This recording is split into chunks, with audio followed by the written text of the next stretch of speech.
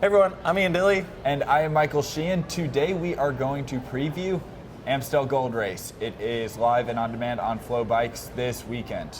A 266 kilometer classic with 35 different hills over the route. Yeah, this totals up to around about 3,500 vertical meters of climbing. It is a brutal affair. The race was revamped in 2017. It eliminated the Kahlberg as the finishing climb. The riders now have a really technical run in from the final hill of the day to the finish line.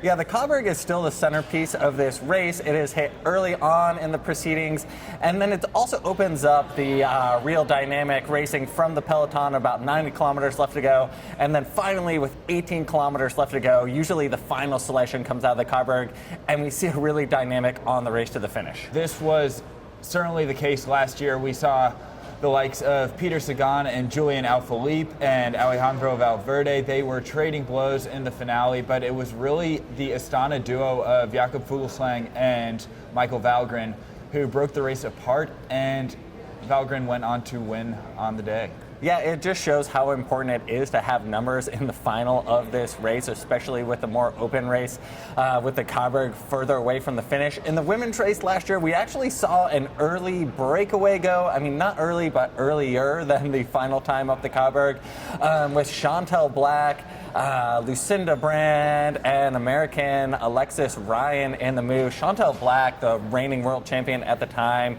with just an incredible sprint to take the win, and will be returning as a champion as one of the favorites. Yeah, another champion who is going to be returning to the women's race this year, and this is really one of the biggest, most exciting stories, is Lizzie Deignan, the 2015 world champion. She is returning to racing after over a year and a half away. She had a baby girl. She has been taking some time. She actually left the sport saying that she was feeling disillusioned with it. She just needed to have a mental break. Well, I mean, let's be clear. Some of her disillusionment was the fact that before the Olympic Games in 2016, she was a center of controversy for missing 3 doping tests. She later appealed and won her appeal with the doping authorities. It was shown that proper procedures were not followed in administering those tests. But yeah, I mean, it just led her to want to step away from the sport and sort of reevaluate why she was racing.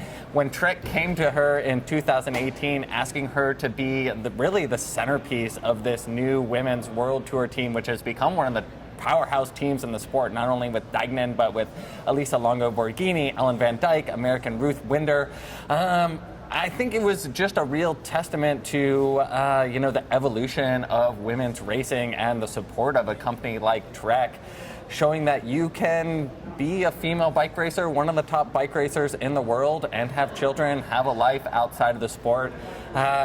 I think it'll be really interesting to see how she performs in Amstel. I think for me personally, as a parent myself, I'm sort of inspired by her return and really eager to see how she does. I think having a child is something that is not generally the best for being a top tier professional athlete when you're trying not to get sick, trying to get a good night's sleep. But I think for somebody like Lizzie, I mean, she's been pretty frank about the fact that it is given her renewed motivation, given her an entirely different perspective on racing, and 7 months after having a baby, she's going to be back on the start line at Amstel Gold. Maybe there's hope for you in your cycling career, Ian.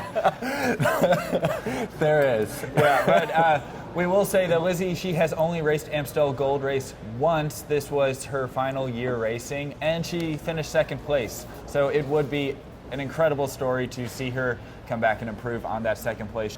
Let's get into the men's race. Another exciting storyline. Mr. Mathieu van der Poel. If this guy is in a bike race, apparently we are going to talk about him because he is making bike racing very exciting. Yeah, let's preface this by saying if you have not watched Brabantse Pijl on FloBikes, you should probably do so. Incredible racing by Mathieu van der Poel, following up his kind of improbable 4th place at Tour of Flanders after all the mishaps that he had.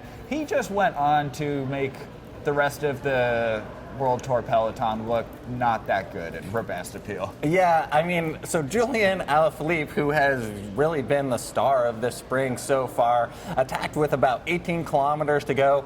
Van der Poel made an incredible bridge up to the move, all-star breakaway. Alaphilippe, Tim Wellens, Michael Matthews, guys who have won big races this spring already, covered every move in the breakaway, and then really just kind of made them look silly in the sprint. I mean, no one could even come around Van der Poel. Alaphilippe was just sprinting on his wheel, basically. And coming into Amstel, is there anybody that can stop Mathieu Van der Poel? I mean, Sagan, Valverde, who is going to take on Van der Poel? You know, it's of course not a sure thing that Van der Poel is going to win, but he is going to be a clear favorite for Amstel. I think that everybody knew that Van der Poel was going to be an incredibly fearsome force in his road racing campaign. What I don't think that the rest of the peloton accounted for is just how good his Corendon Circus teammates were going to be riding. We have seen a really, really powerful duo emerge between Mathieu Van der Poel and his teammate Dries de Bont. Dries has been consistently setting up a lot of Van der Poel's wins and attacks. Dries is constantly in breakaways, instigating splits in the field, and he is right there right when Mathieu Van der Poel needs him to put in a little bit of extra work. Another really impressive rider who showed himself at Brabantse Pijl is Mathieu Van der Poel's cyclocross teammate, Gianni Vermeersch. He is proving to be an incredibly capable road racer himself. This all goes to say that Mathieu Van der Poel has allies in Amstel Gold Race, and his rivals are really going to have their work cut out for him. Yeah, super impressive to see Van der Poel's team ride to the challenge that it is, working for this superstar. We saw after he crossed the line on Wednesday, the first thing he did was shout into the radio that he had won the bike race. You can tell that there's a real team effort going on here. So it's going to be an exciting race, an exciting storyline on Sunday, and can't wait to see it unfold. Watch it live and on demand on FloBikes. We'll see you there.